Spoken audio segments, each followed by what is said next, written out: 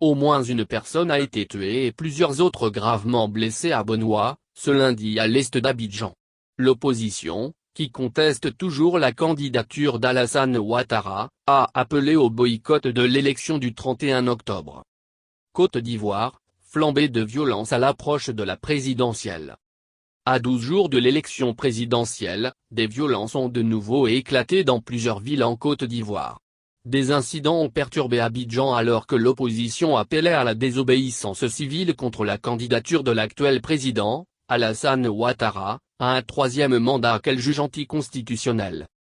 Ce lundi dans la localité de Benoît, à 60 km à l'est de la capitale économique, une personne est morte par balle et plusieurs ont été grièvement blessés dans des manifestations, ont affirmé à Libération une autorité sur place ainsi que 2 habitants. Tout est fermé, les écoles, les magasins, les banques, précise l'un d'eux, décrivant un calme précaire.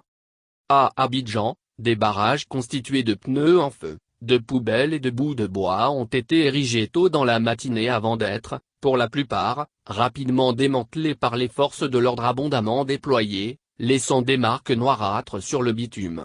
En milieu de matinée, dans le quartier de la Riviera 2, une carcasse calcinée d'un bus de la compagnie de transport public, la Sotra, attendait d'être remorquée. Au mot d'ordre de l'opposition s'est greffé ce matin un appel à la grève émanant du puissant syndicat estudiantin, la FESI, qui réclame notamment la fin des frais annexes d'inscription. De quoi alimenter un peu plus la confusion alors que les élèves de certains établissements ont été délogés de leurs salles de classe et sont sortis massivement dans les rues. Ouattara inflexible. Ce week-end, c'est dans la ville de Bongouanou, dans le sud-est du pays, fief de l'opposant Pascal Affi-N'Guessan, que des violences intercommunautaires ont coûté la vie à au moins 2 personnes. Le domicile du candidat FPI, Front Populaire Ivoirien, dans cette élection a été incendié.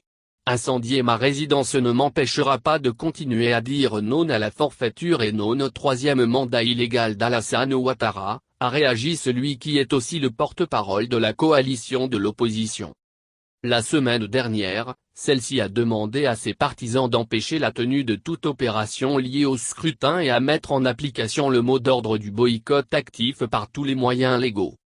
La coalition agrège le PCD, Parti démocratique de Côte d'Ivoire Rassemblement démocratique africain, de l'ancien président Henri Konan Bédié, dont la candidature a aussi été retenue par le Conseil constitutionnel, mais aussi le GPS, Génération et Peuple solidaire, de Guillaume Soro, l'ex-rebelle, ancien président de l'Assemblée nationale exilé en France et le FOPI de Laurent Gbagbo dont les candidatures ont, elles, été retoquées.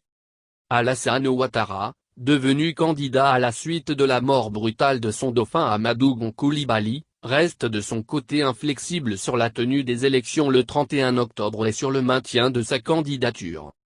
Les élections se tiendront, martèle le chef de l'État, actuellement en tournée à travers le pays où il rencontre les chefs traditionnels. Face à lui, un seul autre candidat fait campagne, Kouadio Konan Bertin, dissident du PDOCI. En août, une quinzaine de personnes sont mortes dans des manifestations contre un troisième mandat. Une délégation de la CEDEAO, Communauté économique des États de l'Afrique de l'Ouest, s'est rendue ce lundi à Abidjan où elle a appelé les partis au dialogue.